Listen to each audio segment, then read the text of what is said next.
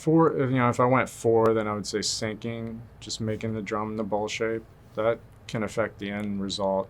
What, there's various concave shapes, and if you get the outside too close to the back, and if you stretch it too much or you break it or just weaken the steel. So syncing, also you're learning the hammer skills. So I think that could be one phase.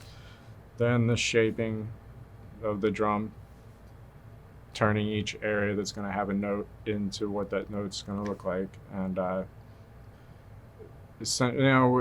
Minette we had syncing, shaping, preparation, and tuning.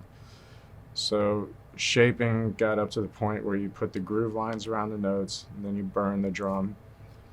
And then after that, preparation was flattening those groove lines and then preparing the drum to be tuned, bubbling the outside notes and all that. So that's where tuning starts.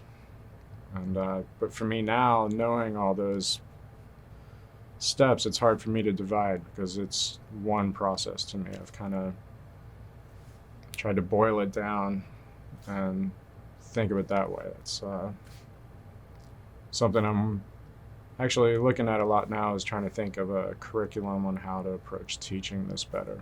That's why I was fortunate learning from Alan, because he had a master's in education. Ellie was a crazy old man. He's teaching you step one and then step four, and they're like, oh, here's step two. And so I got this whole logical path to how to do it. So I was fortunate to be in the second generation of Minette guys. So, in your opinion, you really can't just be a tuner, really? I mean, that everyone that I know that is just a tuner has moved back and made pans before. Essentially, anyone that's just a tuner can tune a note from scratch, because you have to on a regular basis. If a note's not working, hit it real hard and start over. So it's just a matter of, that's why when I teach, part of my curriculum is I want to start on both ends. So you start syncing, learning the hammer skills, and you start with fully tuned pans that are just start with basic blending, because all the harmonics are there and you can learn how to manipulate them a little bit and just keep moving. Because the problem when I learned, I had no idea how my sync affected the end result. I didn't know why the shape had to be this way and why if I messed it up, it wouldn't tune properly.